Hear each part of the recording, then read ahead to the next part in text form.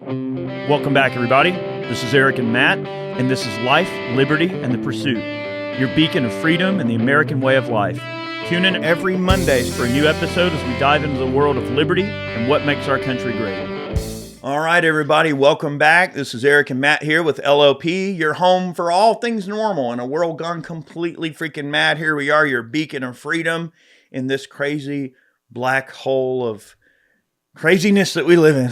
on this ball of water and gas rotating through the galaxy. Yes, flying through space quickly on a course to hell, apparently. Yes. Surprised we haven't hit anything yet. Yeah, we haven't hit anything yet, but anyway, here we are, and we hope you all are having a great week. And I tell you, we got a good episode today. We're going to be talking about the Trump slump. All right, what do we mean by the Trump slump? Well, today's episode, we're really discussing how we're going to be talking about complacency with the Republican voters when it comes to guns. So we're going to be talking a little bit about the firearms industry and how things always seem to kind of take a dive when Republicans are in charge. We're going to talk about that paradigm and kind of what causes it, and hopefully get people to, get away from this complacency that they seem to have. And it's always a natural progression that happens when Republicans are in office. So we're going to discuss that. And also some other 2A stuff. Just have a good, fun episode, and with the Trump slump being the sort of the vehicle which drives today's conversation. So before we get started, I would like to thank our friends at Allegiance Gold. Have you ever noticed how gold doesn't get much airtime until the system starts to shake? Well, here's what nobody is talking about. Starting July 1st, Basel III global banking rules classify gold as a Tier 1 asset, the same level as cash or U.S. Treasuries. This is huge. It means that central banks will now treat gold as the highest quality form of capital. They're not just doing this for fun. They're preparing for something. If gold is good enough for the world's most powerful banks and governments, why wouldn't it be good enough to protect your retirement? This may be the moment we've all been waiting for. Gold could reach levels we've never seen before. Whether you've got 5K or 5 million to safeguard, now is the time to act. I've seen plenty of gold companies advertise and come and go, but I chose to partner with Allegiance Gold because they actually care. They care about their pricing, about integrity, and about doing the right thing by their clients. They make it simple to move part of your 401k, your IRA, or savings into real physical gold and silver. As a veteran, you may qualify for up to $5,000 in free silver. Call 844-790-9191 or visit allegiancegold.com/veterans. That's 844-790-9191 or allegiancegold.com/veterans. It's smart, secure, and simple. Call today. Check them out. And a big thanks to Allegiance Gold for being a long-term supporter of life, liberty, and the pursuit. This podcast, Matt and I have been cranking at it for quite some time. We did take a bit of a hiatus. We had a lot of things going on in life, but I'm glad that we've brought the show back. And I really appreciate all of your support. The viewers, you always have so much to add, and we really appreciate you tuning in and listening to some of our being our muse, yes, so to speak. Our unhinged commentary on life. Unhinged and unadulterated content.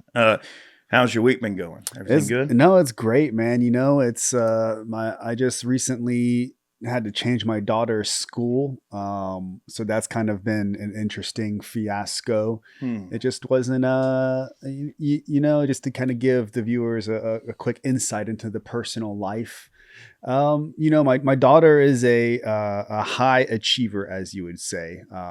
She is in accelerated classes, so she's working a grade ahead. She's in the gifted program, and she works very hard. She's almost a full-time athlete, but she also studies. So it's really like study and athletics. Like those are the two things that she does. Like we don't spend a lot of time doing other stuff, and that works for her. She enjoys it. So we recently switched school to like a charter school, but it was supposed to be like a STEM school for like high achievers. This proved to not be the case, Eric. So we enrolled her, and I'm very involved with her education. So like I'm asking questions. I'm asking questions. I have questions. Yeah. and the teachers weren't giving me the answers that I wanted. They were being a little convoluted, a little vague. Are charter schools? Those are the kind of schools where the parents pretty much fund the school? Like it's no, public? No, so public funding? it's in between a public and a private school. So Really? basically, they still get funding from the county. So it's still a Fulton County school, right? But they don't have to play 100% by the county rules. So they can run their own curriculum as long as they're upholding the same standards. They don't have to use the same curriculum. So sometimes they exceed the standards. Sometimes they exceed the standards. Charter schools probably from more gifted kids and stuff like that. Is that the idea? It can be. So lots of times that's the way it is, but then they would usually just go private, and then they don't have to follow any of the rules. They're like, we just do what we want. Yeah, private schools, the parents pretty much pay for correct. everything. So charter schools, they are kind of like half and half.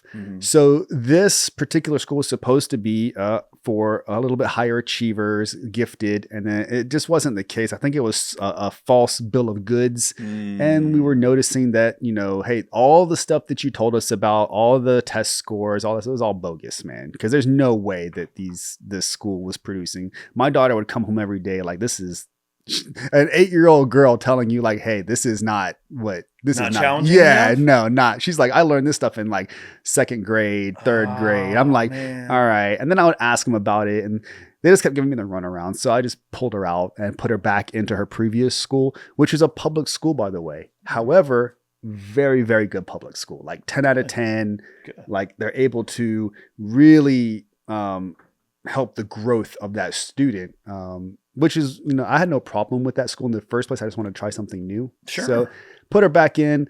So dealing with that whole thing, daughter's much happier. She comes home. She's like, yes, the work is way more challenging. It's exactly what I'm looking for. I'm like, good. And how cool is it when a kid is happy to have a challenge? Yes. That's refreshing in this society. I'm not going to say that your young people today don't like a challenge. They do. There's a lot of gifted young people out there that, have done really good, but it's always refreshing when it's your 8-year-old girl saying, "Oh, I want a challenge." Like, okay, girl, because it's not boring. Yeah, she would come home from school like bored. She's like, I'm like, what did you do in school today? She's like, boring stuff. Like it just wasn't like. There's a point in time where it becomes monotonous, right? Yeah.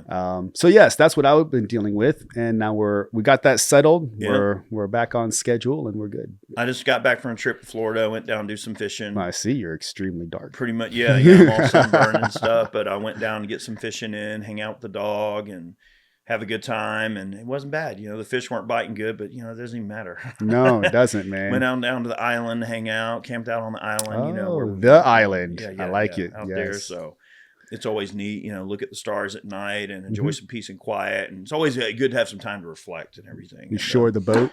Huh? You shored the boat? So yeah. Like once that water goes out, man. Yeah. Once that water's out, you're in. You're on. You can't get out. You're there. Yep. I actually ended up getting the boat stuck. Oh, no. I had to call some help to get me out. Had to go sea tow.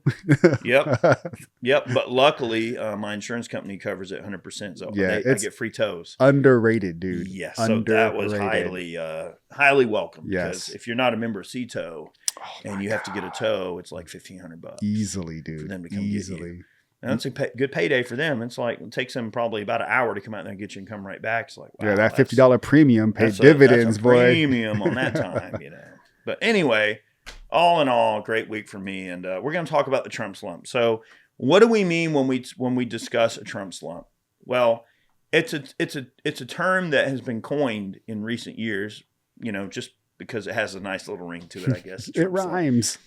It refers to a situation where when we have Republican-controlled House and Senate, no matter what majority it might be, even if it's a slim majority, and let's say a Republican president, it always causes gun owners to get into this kind of weird complacency. And we call it the slump, the Republican slump, or in this case, the Trump slump. And anytime you have that type of situation, people tend to kind of not focus on guns as much. They don't buy guns quite as much. They quit buying training and ammo quite as much. Politically, they don't really focus on the laws that are going through, and they're not as politically active. They stop supporting some of their favorite gun rights organizations, when a Republican's in charge. So it's kind of weird because it's almost like we put ourselves out of a job when we fight hard to fight against legislation and we earn our rights back and we beat these people in court. And you have a big gun rights organization who needs lots of money to operate and they have to go and be able to lobby on the Hill and everything like that. It's like they work themselves out of a job. They achieve the result they want. And then people go, all right, well, now that that's not a problem anymore, I'm going to stop supporting these people, which you would think that they would continue to support no matter what, but that may not always be the case. I'm not talking about this just in terms of gun rights organizations. It's also industry-wide. There are some gun companies that are doing well right now and that have intrinsically always done well, whether it's by virtue of the diversity of their product or the price of their product. It's just kind of like in that Goldilocks zone of pricing. Like a company that comes to mind is Smith Wesson. Smith Wesson seems to always do well, no matter what. Yep. No matter who is in charge, no matter which end of the government, which end the pendulum swings, Smith & Wesson always maneuvers and does quite well. And they typically always do really well. Henry always does well, right? There are certain companies that seem to sort of break the mold of the slump, the Republican slump. But people selling ARs right now, AR companies or black rifle companies or, certain areas of the firearms industry can be a really tough nut to crack when Republicans are in charge because people associate, let's just say, certain products with, okay, well, I was thinking about buying an AR, but I didn't because, maybe money was a factor or maybe I didn't buy an AR because, hey, the Republicans are in charge and I'm not worried about losing my gun rights because Republicans aren't going to go after AR. So, well, in their mind, they've been putting it off for this long. They'll just put it off another 4 years until the next scare comes along. And then, you'll see a boost in people purchasing ARs and AKs and black rifles and certain pistols, things like that, right? And then you got this group of people who they were putting it off when the Democrats were in charge, and they're definitely putting it off now that the Republicans are in charge. And for some reason, it seems that despite all the crazy things happening in the world right now, you would think that people would go out and arm themselves because the world's getting obviously a much more scary place. But even despite the things that are going on in our country and some of the political upheaval and some of the uncertainty and definitely some of the violence that's occurring, yet some people choose to still sit on the sidelines and not arm up, not be politically active, not support the gun rights organizations, and not take their rights seriously. It's a simple, a simple law of supply and demand. Like whenever there's a Republican in office, whenever the majority of the, of Congress in general is, Republican, there's no demand in order for people to rush out and buy any type of, whether it's firearms or ammunition. I mean, look at ammunition right now. It's, fairly close to what pre-COVID was. I mean, 9mm boxes of 9mm, like what, 30 cents around, maybe 20, like is pretty right. Pretty comparable, like a far cry from the $1 a shot you were paying for 9mm. Dang, like 5.56, $1.50. I mean, it was insane. Now it's starting to become a little bit more reasonable, a lot more reasonable. Some cartridges. Yeah, I mean, 9 seems to have gone back down. I mean, obviously, you always have your vanity cartridges, like 300 blackouts, and I call them vanity because really that's what people their flexes. People pulling out the integrally suppressed 300 blackout at their range. You're like, oh my god, you just dropped like $2,500 on that thing, man. Like, but outside of that, there's not really a high demand for it because there's no. I would say there's no danger right now. So people are just kind of relaxing. They have their cruise control on. That's true. They're just chilling, hanging out until something happens. Yeah. Kids are out of school for vacation. Vacation season's winding down. We're getting into fourth quarter. You probably will wind up seeing an increase. I mean, fourth quarter is typically sort of the consumer oriented quarter of the year. Like a lot of businesses fiscally are turning over their taxes. In September, I think, is when corporate taxes are due, or October, something like that. So corporations pay their taxes at different times of the year. there are many financial reasons for why people spend the way they do at the end of the year versus the beginning of the year. Obviously, you have Christmas and holidays. People are taking off vacation, enjoying their holidays back home. People get into this sort of homey environment. They start spending money. I mean, it's just, this is the time of year when people start spending more than they probably would during the summer. In the summer, they're going on trips with the family. They're going on vacations. They're doing more things. They're prioritizing experiences over merchandise, over things, right? And I think we're going to see a situation moving forward. And it's also because of all this as a hedge against, not really a hedge against inflation, but as a reaction to all of this, this fractional banking system we have and all this overglorified money printing and this inflationary money practice that we seem to have accepted as being normal when it's not.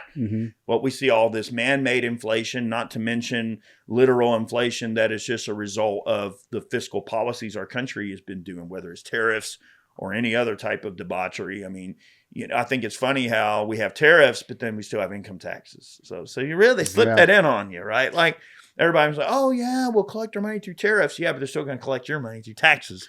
So it's like the American people got stuck holding the bag, an extra tax, essentially. So money doesn't go as far as it used to, even up to a few years ago. I mean, the dollar lost, I think, another 10% of its buying power just in the last year. So, consumer confidence is not very high. That can make people not want to buy things as much, buy goods, right?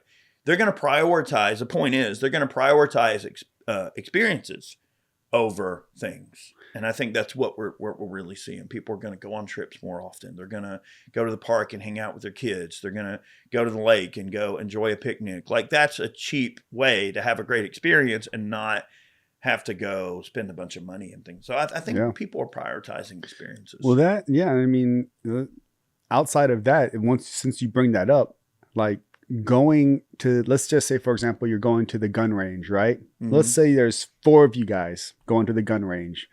It used to be pretty economical. You could go and you could not spend a lot of money and you could have some fun at the gun range shooting. But now it is true. Like, the inflation has gone up a little bit. Like, you go to the gun range and you rent 4 firearms. You have to drop ammunition for four people. You're gonna peel off a few $100 at least, $250. You'll drop about $100 a piece, like $100 a piece for that. $400, and that's about in an hour's worth of time. I've noticed that. All right, even with my YouTube videos. All right, you guys might notice, if some of you follow my YouTube channel, I've been posting a lot more shooting videos.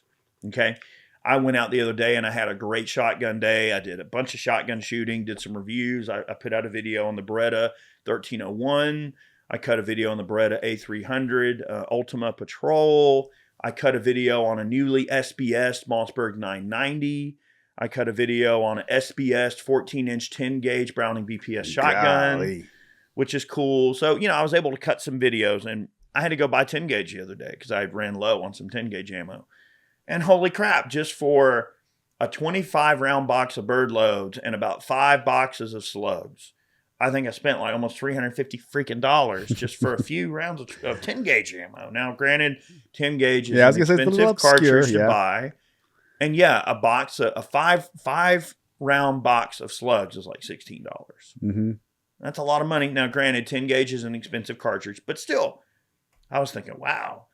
I mean, like, for me to go out and make YouTube videos, it gets more and more and more expensive for me to afford to be able to go out and buy ammo just to make YouTube videos. And I know that everybody thinks that these YouTubers are getting sent, pallets of ammunition. And look, I'm not going to lie.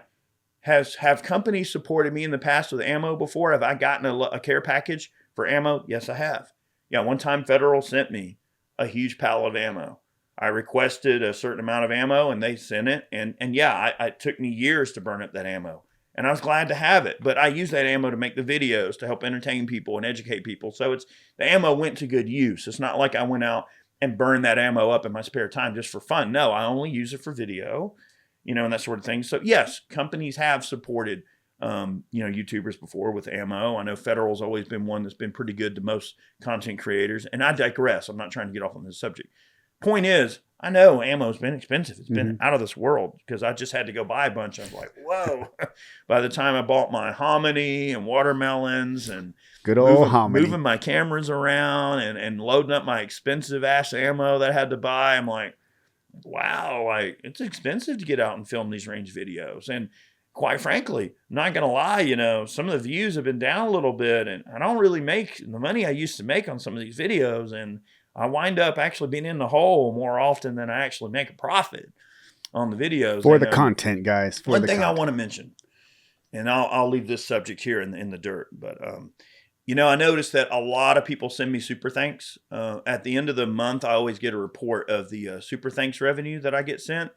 And it's crazy. I'll have my YouTube revenue and then they'll add in a certain amount of super thanks. And I go, wow, I didn't even realize those were there.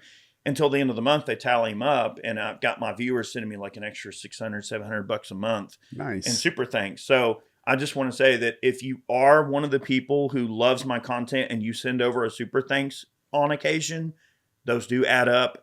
And I appreciate you guys sending me a super thanks. If you want to drop a tip, go and click that super thanks link, and it'll take it right out of your YouTube Red account. So if you already have YouTube Red, whatever cards you have on file, the super thanks will come out of that card. If you want to send me a tip, hey, I'm not going to complain with some ammo money. Hey, just saying. It is not cheap to produce gun videos anymore. And if you're feeling sympathetic to the cause and you want to send Daddy E a $5 or $10 little super thanks, I'm not going to complain. Let's just put it that way. But to get back to the point of the video, yes, it is more expensive to get out and shoot. 100%. It costs a lot of money. And trust me, I know I've been producing more content, which I'm so happy I get to do because I know viewers love gun content. I did some armor tests. Luckily, I had some of the ammo already laying around. I didn't have to go buy it. So I've been digging into the IV88 Secret Squirrel stash. But that has been helpful to have a stash of ammo. And again, maybe that will bring to the next point would be when I tell people to buy cheap and stack deep. If ammo's on sale and you can afford to buy more, buy it while it's cheap, because today's expensive price is tomorrow's cheap price. Yep. It's rare for ammo to increase in price and then go back down to some previously established level. That's not normal. Usually ammo, once they decide they can get 59 cents a shot for 9mm, it takes a lot of political pressure and let's just say economic pressure for a company to bite the bullet literally and go, all right, well, we were getting 59 cents a shot. The market won't bear that anymore. Let's lower the price back down to 29 cents a shot. Now, they're still making good money, of course, but it takes a lot for them to bite that bullet and finally lower the prices back to where they previously were, or in some cases lower. So if the prices are low and, you're looking at 9mm that's brass case 9 for $12 or $13 a box, I'd probably bounce on that and buy as much as you can reasonably afford without, going broke. I mean, I would bounce on some 9mm at $12, $13 a box. I would bounce on some 5.56 at 40 cents a shot if it's that low, if it's good stuff. Or if you're out and about at your surplus shops or gun stores or gun shows or something, and somebody's got some Lithuanian triple G 5.56 and sealed spam cans, and they're selling it for $500 a can for 1,000 rounds, I'd bounce on that for 50 cents a shot. Yeah, I'd probably take 2 cans. I'd probably take I bought mine originally for $3.99 a can, but I also bought 16 cans of it to get it for that rate, and I went and picked it up in person to save myself on shipping. Nice.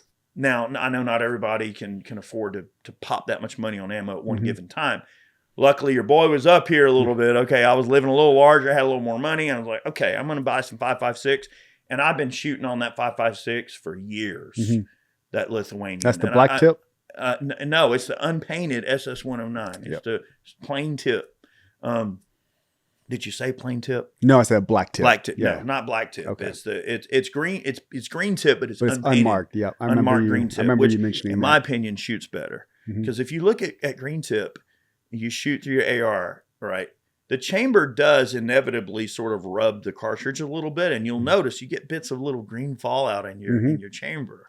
Yep, a little bit of fouling. You get a little crud from that cartridge tip, and I feel like the unpainted SS109s actually shoot better because I think the paint provides sort of like an uneven bearing surface for the wind. And I know this is nerdy, but I swear that paint causes some inaccuracy.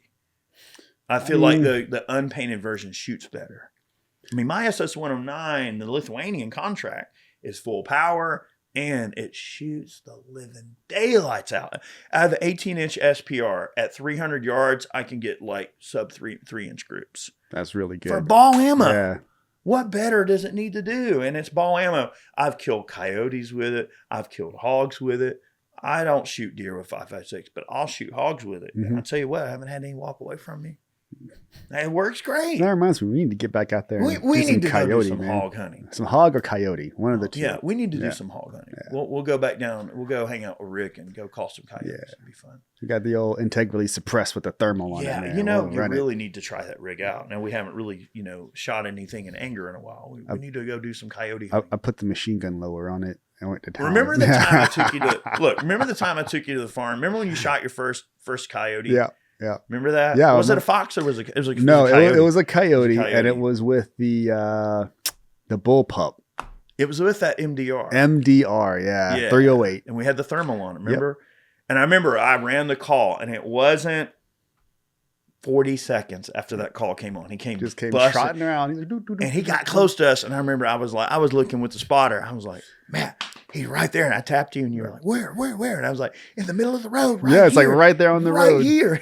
And I remember he was just like, he was just looking, and you shot him. I was like, dang, that son of a bitch was close. Yeah. And we called that thing he had to have been 50 feet from us. And here's the thing with thermals. He didn't smell us. We were downwind. Yeah. The thermals, you don't really get a super good picture of what it is. And we were praying that it wasn't the dog. We were like, man, we hope to God that wasn't he was so calm dog. That I was worried it was somebody's dog. Well, that's the thing. Like, we were like, is that the neighbor's dog, man? Just like trotting down the road.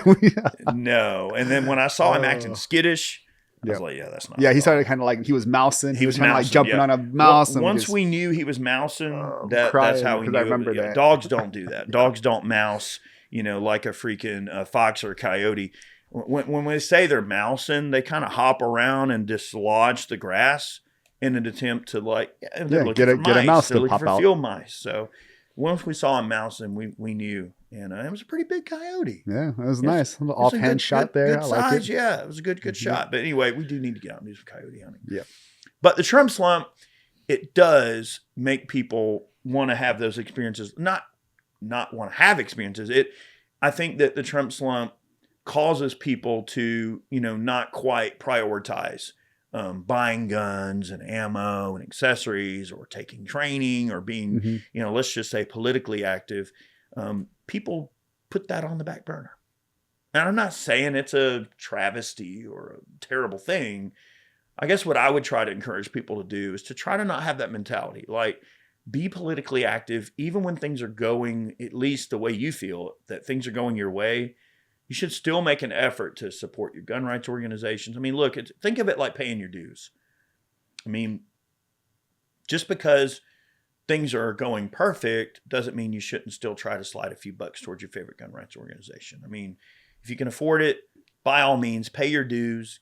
Let's help keep the train rolling to help, fight for our rights. And we are in probably the best situation we've ever been in society, in terms of our society and in terms of these gun rights organizations and the,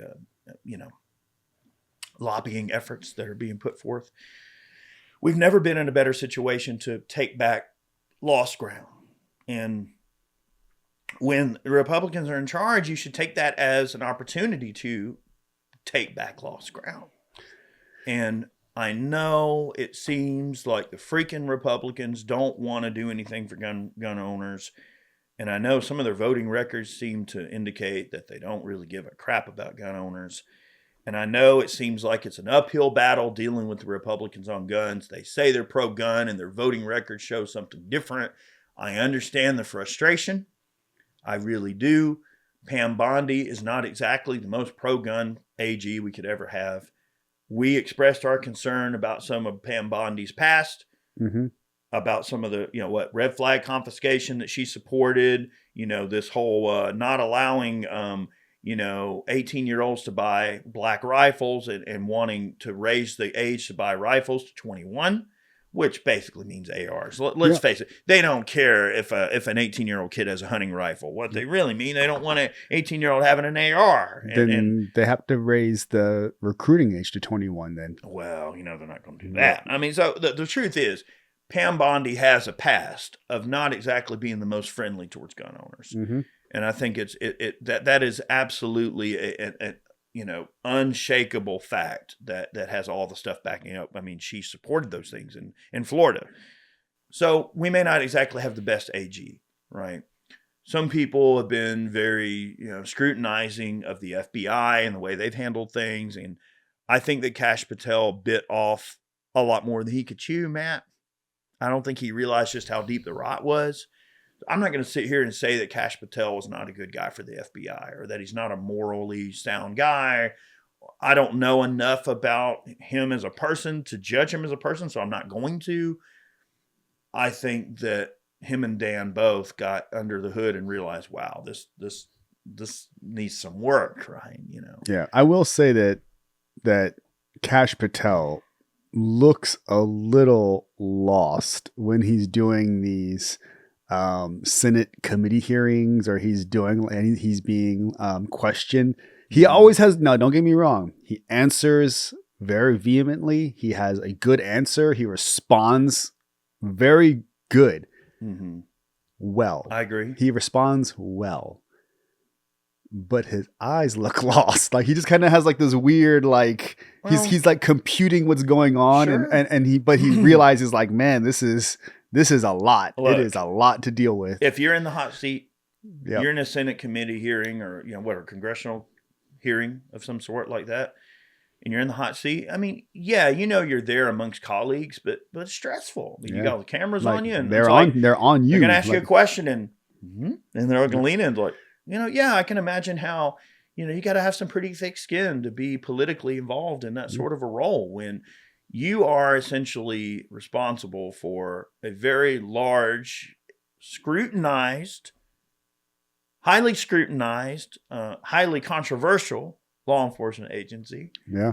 Who's been involved in some dark stuff over the years, and people know they've been involved in some dark stuff, and whose mission to some people may be deemed as questionable at best, and wonder, what's really going on here. I mean, yeah, there's a lot of secrecy and there's a lot of misunderstandings and a lot of redacted information. And of course, there's all these things that, whether it's because they're trying to protect, law enforcement investigations that are ongoing, or maybe they're trying to protect people who deserve to be hemmed up, but they're not getting hemmed up because of who they are.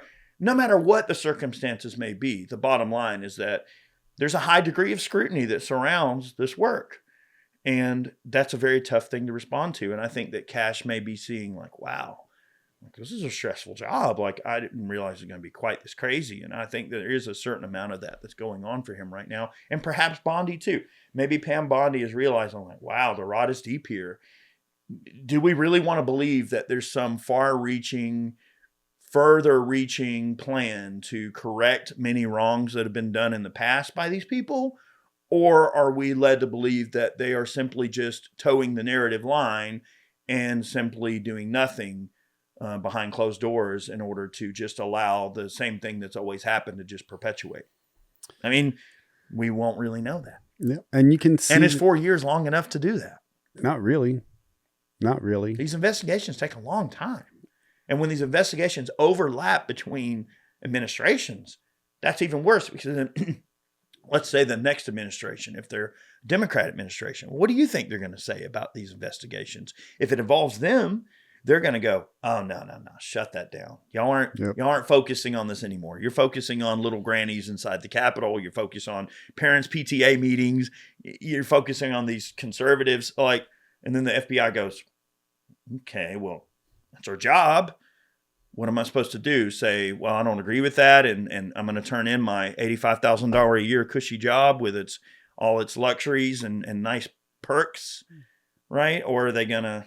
I mean, they're going to do their job, and that's a difficult place that we're in right now. It's like there are good people that work for these organizations. There are good people in our government. There are honorable, good people who work in our government, who want to do the right thing. They care about the betterment of society. They have goals that and political leanings that line up with you and I, right? But the problem is, it's like when you have some scumbag telling you to do something, it's like, what are you going to do? You're going to resign over it? I mean, yeah, some did. But will all of them do that? No. No. Now, at what point are they complicit? I know we discussed it. We did a whole podcast on we did a whole episode on that. We did a whole episode on that. But at what point is inaction complicit in the carrying out of very terrible things that you know are bad? So it's like, at what point do your morals take over and make you decide, you know what? I know this isn't right and I refuse to do it. But they don't do that. They continue to accept the paycheck. And well, it's because they can vote on their own paycheck. And if their paycheck keeps going up, there's no reason for them to leave. A friend of mine, we were having a discussion about this a few days ago, and it's actually kind of wild to think. And this, all right, I'll ask you the question that I was asked. Shoot. All right. Do you hate the cartel members just because, like, do you think the cartel people are evil? Or do you think that they're just a victim of circumstance? The people who work for the cartels. Mexican cartels? Yeah. You think they're evil, or do you think they're doing what they got to do to survive? No, they're evil. You think they're evil? Yeah. I have a more nuanced approach. I think they're evil. I don't think they're evil at all. I think, okay, yeah, maybe there's some of them deeply ingrained that simply have no empathy and don't give a ever-loving crap about who they hurt. And yeah, there's always going to be people who love to hurt people. There's sadistic people out there. The soldiers, some of those soldiers, yeah, they love to kill people. They love to hurt people. But oh, wait, you're talking about the normal, like low level, the low level cartel members. Low level guy on the ground.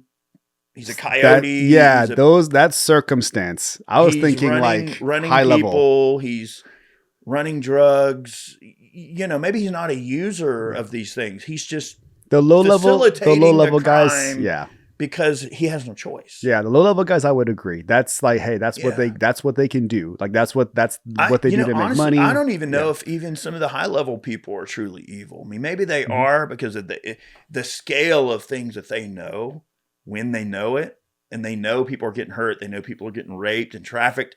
You have to be a certain kind of sadistic to be involved in that business and be okay with it. That's the thing. You have to be okay with it. Right. Like to them, it's just a normal thing. Right. To them, it's just normal. Oh, we're peddling flesh. It's like, wow, you or I would think, no, we would never want to hurt someone like that. But their standards are much more fluid based on the amount of money they're getting. Yeah. Selling little kids. But man. Yeah, exactly. Of course, I'm not saying that that's normal or should be normal. And I'm not saying those people are morally in any area to think that that's okay, that I would ever sympathize with someone that engages in that activity. However, the conversation with this person and what I guess I want to nail in here is like the on the ground person. It's like, imagine that you're born. I guess what I'm trying to say is you're born into this world and all you know is that your grandpa did it, your dad did it, and they did really well at it. Like you had an okay upbringing, you weren't poor. Maybe you actually did okay. Like you survived okay. And imagine your dad telling you, look, this is what we do. Okay. Like we're foot soldiers for these guys. We do this, we do that. This is the business. It's like, that's the family business of these guys. Some of these people have been in this for generations. Yeah. They're born into it. It's all they know.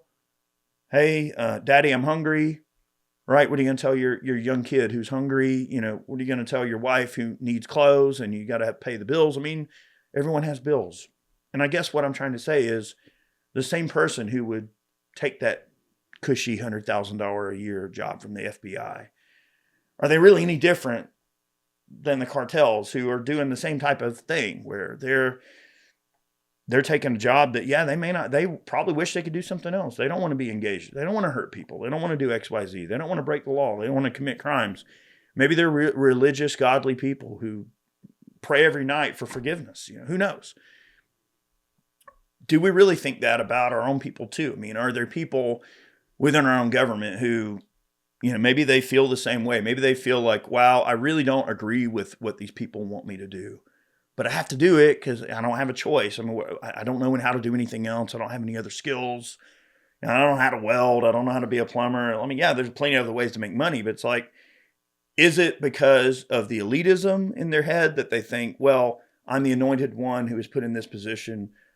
because I am who I am and no one else can do it. And maybe they have this sort of over-glorifying view of their own abilities. And they think, well, I'm the person for the job no matter what, because reasons. Or do they have some deeper empathy for the world around them and realize like, well, I realize what I'm doing is wrong, but I continue to do it because I don't have anything else I can do to make a living. I mean, what do you think? No, I think that if you take it one step further, you see that more at the proverbial lower level with like police officers. Like when you said that, like that's what it reminded me of. Like a guy gets pulled over, he calls for backup. The police officer starts doing something, unconstitutional, and the backup just stands there and doesn't do anything. And he's basically complicit and the reason he doesn't say anything is because he needs his job. Like he's not gonna argue. You see it all the time on like the body cam footage that comes out. 3-4 police officers just what that one cop is doing is wrong, and the other 3 are just like okay with it. Right. That's what I imagine when you say that. I agree. At the lowest level. But that conversation, it made me think of that. And I thought it would be interesting for us to talk about, to compare like our own intelligence agencies to even criminal agencies. Because at the end of the day, there is a flexing of morals there. There is a malleable moral area that you have to operate in. Your morals have to be somewhat flexible in order to go, oh, well, my job requires me to do this, and it may be against my views. It may be against what I believe in, but I'm required to do it. And it's almost like that's part of the job for your morals to be a little bit flexible. Here's a good one. How much of it is optics, right? So, and this is going to blow your mind probably. Nice. So we have the cartels. We had the conversation about the cartels. The cartels are, for all intents and purposes, like mafias, right? So you have like multiple mafias that control that country. And when America's not okay with that. We're like, okay, no, that's bad. Cartel's bad. Or we're taking bribe money from them. And then you have, let's say, the Taliban. The Taliban in the Middle East and Afghanistan. Yeah. Taliban bad. They do bad things. They control the country. We were at war with them. We're not okay with that. Right. Everybody loves Japan. Japan's a nice country, but yet they have the same thing with the Yakuza. Nobody talks about it. Nobody says Yakuza bad, but yet very similar. They control the crime, like the lack of crime. Like they control like the taxes. The police have a gentleman's agreement with the Yakuza. It's optics, right? So I get what you're saying. Like, right, but the Yakuza also operates a lot more honorably than some of these other people do. I mean, yeah, they do things, but they're always going to be pretty exacting about why they do it. But they still do bad things. They don't want to kill someone unless they absolutely have to. But they still kill. It's like this like moral dilemma of like, all right, Taliban bad. How good can a bad guy be? Exactly. All right, yeah, Taliban bad. Cartels bad. Yakuza, we'll give them a pass. Yeah. How good can a bad guy be? It's funny. I had a very similar conversation with someone recently about the whole idea of the anti-hero.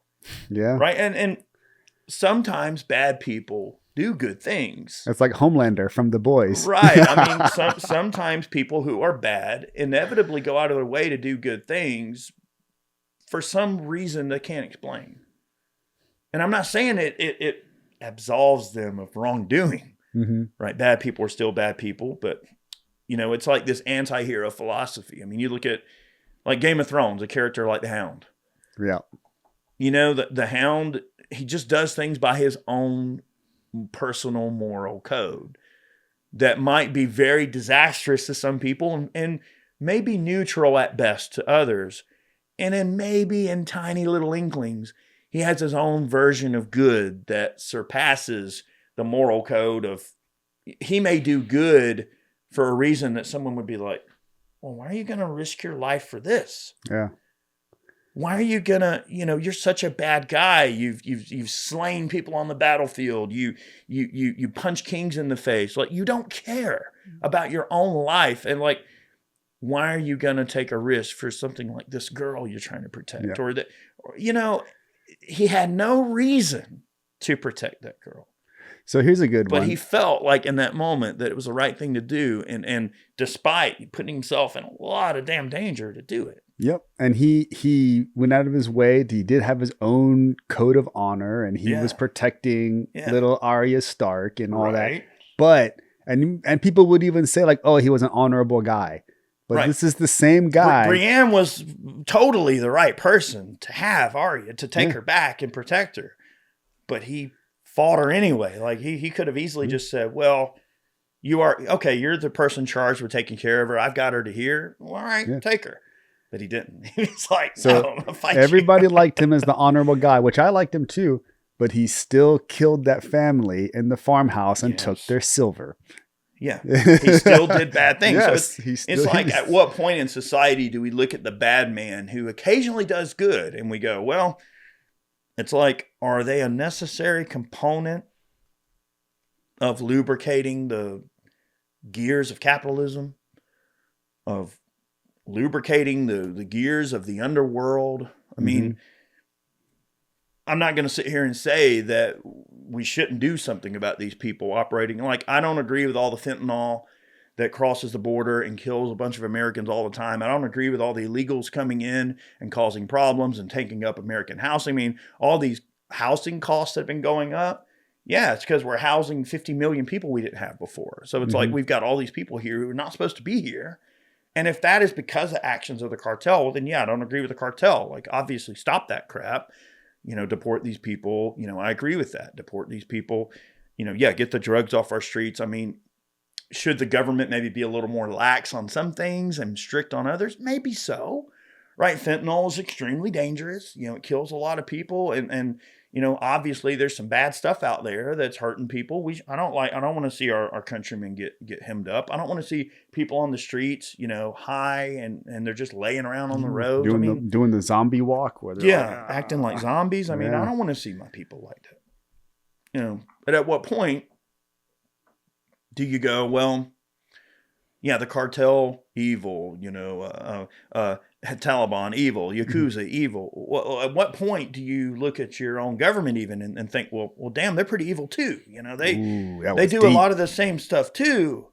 And it's like, they're engaging in usury. They're engaging in, charging interest. They're engaging in, using the police to come and threaten you if you don't do what they say. And, that's it. Oh, it's law enforcement. Oh, really? It's law enforcement. Okay.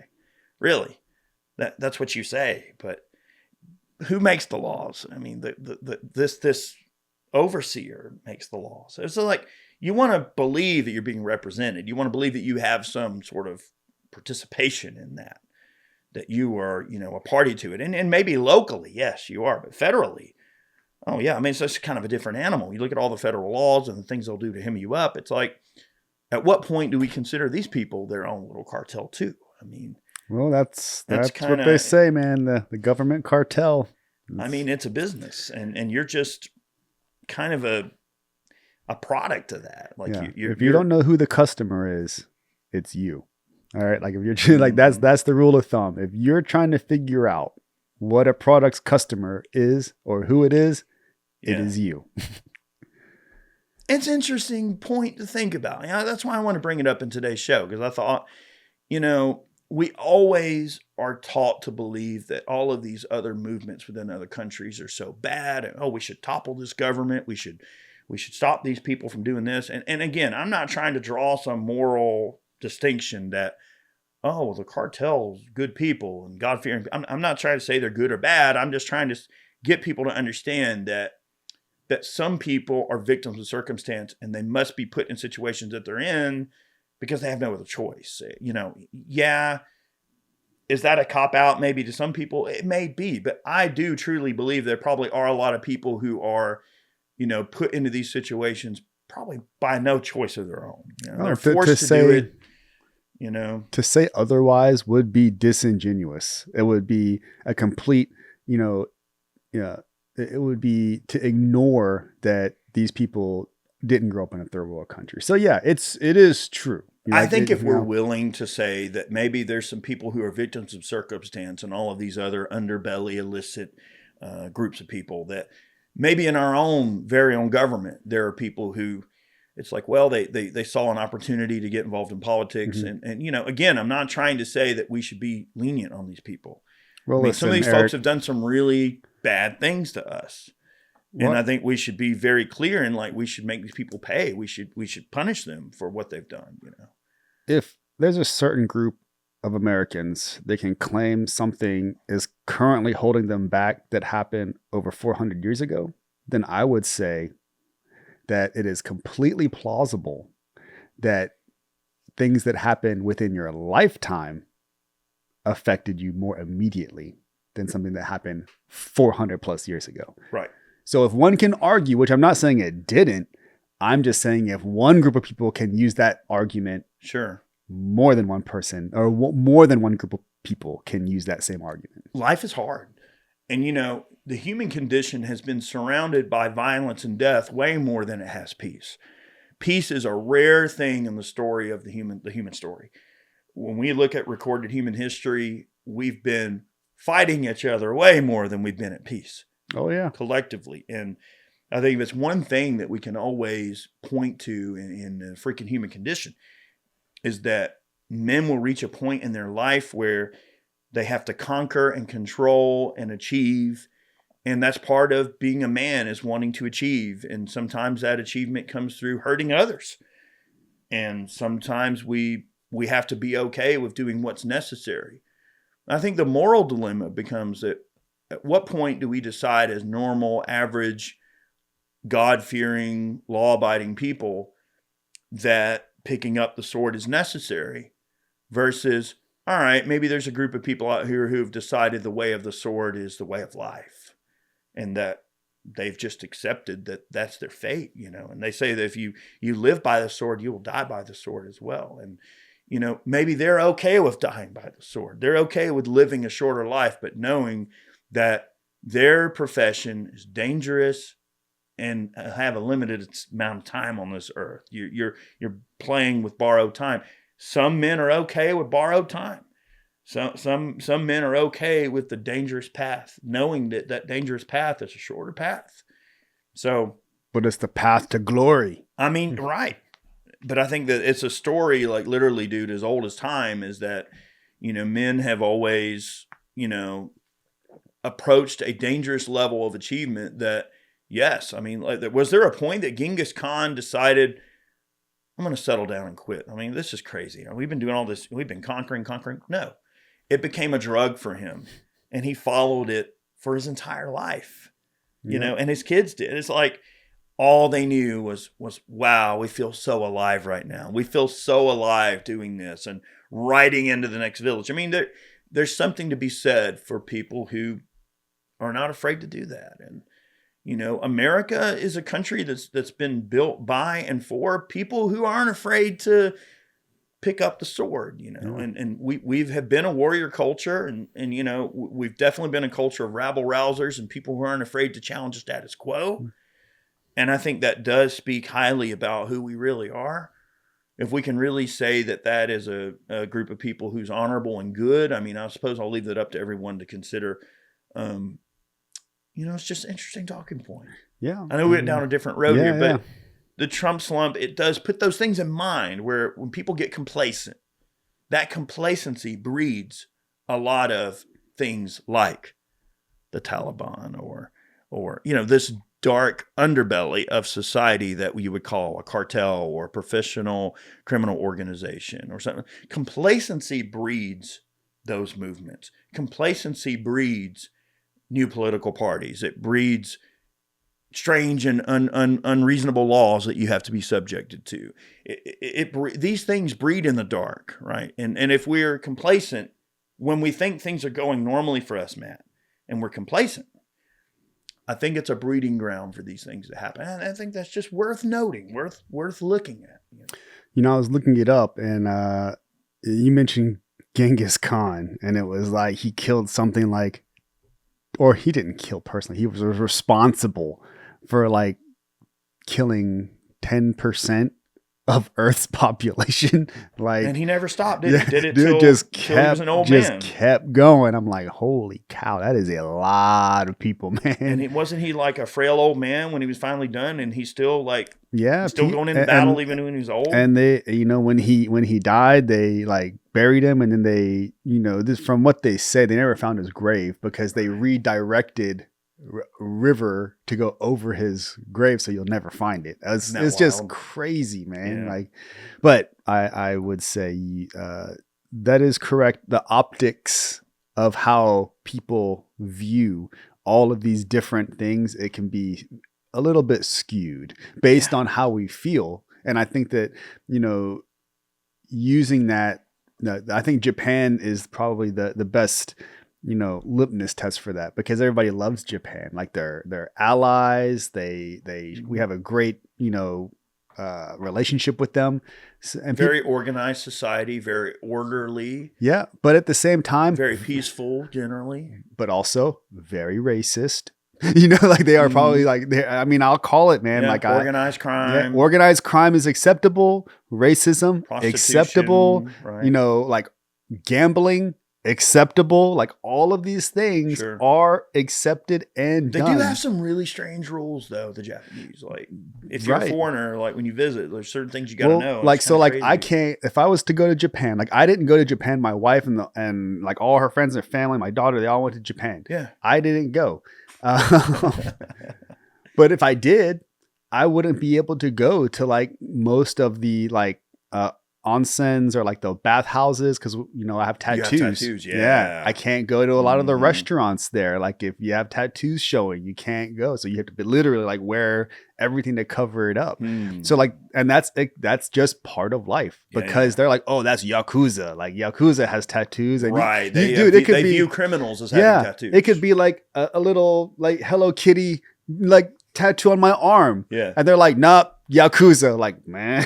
Okay, so right here, right now, you're going to reveal, before we end today's show, all right, who's the better Asians? Koreans or Japanese? Oh, man, Korea. Is it man. the Koreans? It's the Koreans, man. Let's go. Y'all get bent out of shape over this shit, don't you? Like, the Koreans always are like, we're Korea, bitch. I'll tell you, man. Like, come on, hit us. Tell us. Like, it is wild how you bring that up because, man, like, my mom. There's a lot of competition between like the Japanese and the Koreans and the Chinese. Like, they're all like, we're the one. There has to be some context to that. So, like, my mom absolutely hates hates Japanese people. Like, it doesn't matter, and and it's not that she doesn't have good reason. So, like, her mom, my grandmother, was actually kidnapped from Korea and taken to Japan. She was taken as like a young woman to be an officer's like comfort woman / wife. A compimon. Yeah, in Okinawa. So my grandmother was kidnapped from Korea, taken to Japan, and like basically indoctrinated and brainwashed to be Japanese. So when she returned to Korea, she didn't actually speak Korean. She spoke Japanese. She only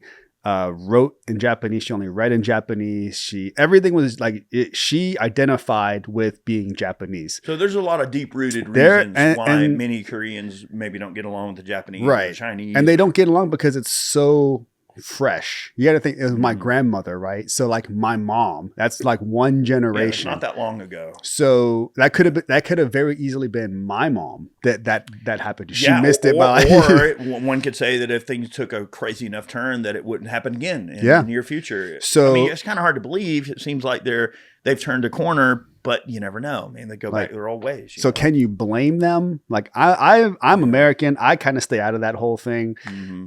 I mean, unless the World Cup comes along and you have like Korea versus Japan, you're like, yeah. Oh, you're going to cheer for Korea. But and that question comes up a lot, and it's a very normal question. And like the older generation of Koreans, they have to understand there's a lot of resentment there for them. The younger generation, I don't really think they care that much. All right, let's say that I only have money to visit one Asian country. Should I go to South Korea or should I go to Japan? I think it depends on what you want to do. You honestly could go to both. There's a ferry that runs from Busan, Korea, and that happens as a day trip. So a lot of Koreans will go to Japan and then back, and a lot of Japanese people go to Korea and come back. So there's a ferry that runs between them. Really? Yeah, you could do both. How far away? Is South Korea that far away from Japan? It's like Japan is like off of the coast. The ferry's like, I think it's like a 3-hour ferry ride. Oh, really? It's that close? Yeah, it's not far. Really? I didn't know it was that far, that close. Yeah, it's not far. Shows how much you know about geography. I guess I figured geographically they're rather far apart. No, not too bad, because you can get to the coast of Japan and then you take the train up to the rest. That sounds fun. So I mean, because Korea is more. It depends on what you want to do. Korea is more known for like if you want to do like if you're a woman like beauty supply, like they do a lot of makeup, a lot of they do a lot of like plastic surgery and stuff. Is there a lot of like cool temples and stuff, like culture stuff to visit, like any pyramids or any weird stuff? I mean, there's temples and stuff. Last time I was in Korea, I was like a little kid. I was training for the Junior Olympics when I was there, which I always tell my daughter about because she doesn't believe that I was good at anything. And I'm like, I'm a 2-time Junior Olympian. Okay, leave me alone. Good stuff. But I was training there for a while, and then some interesting stuff. I definitely think when it comes to like more notoriety, Japan definitely wins that culture war. They certainly do seem like they've really built a successful society around tourism. I mean, they do rely on tourism a lot. They get a lot of money from tourism. Yep. And Japan, they have kind of mastered that. I guess, like the idea of making their culture seem like very eccentric and quirky and cool, and like people are curious about it. Well, okay, before you go further, I will say, before anybody jumps in, Korea is racist as well. All right. I know people are going to jump in that comment section and they're going to be like, oh yeah, Korea is racist. Yes, absolutely. Korea also is like no foreigners in this place. So out of all the Asian cultures, who's the most racist? Japan? Honestly, all are racist. Really? Man. Yeah, they're all racist. China too. Hong Kong, mainland China, all racist. The thing is, if I visit Japan, they'll take your money. I don't care. Like I'm just going to enjoy myself. And well, that's the difference. You go into these countries understanding that this is another country, and then you have to abide by their rules and their culture, and that's okay. Like I don't care if I go to another country and they're racist because that's their country. I'm just a visitor, man. All right, that's it. Yeah, man.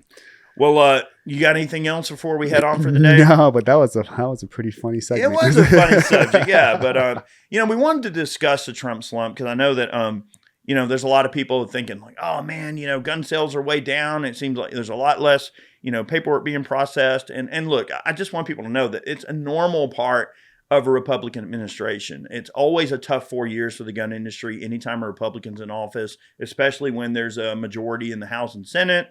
People feel less threatened. They tend to just engage less with firearms. I mean, unfortunately, that's just the point of it. And the only point I want to really drive home in today's show, don't allow yourself to get complacent.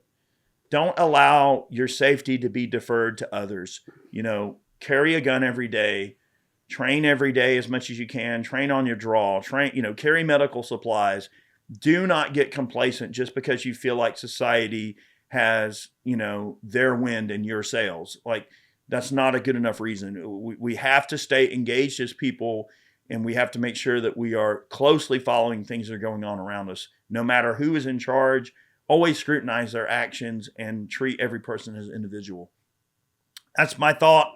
I hope you all have a wonderful week. Thanks so much for tuning in. Many more episodes on the way here on LLP. Thanks so much, and we'll see y'all next week. Remember, we post every Monday at 9 o'clock Eastern Standard Time here on the YouTube channel. You can see us in video form on Iraq Veteran 8888. Also, follow us and download the show in audio form in your favorite podcast forms, such as Apple Podcast, Stitcher, Spotify, etc. We're out there. We're all over the place. Leave us a good rating so that we show up further in the search results. So thank you all very much.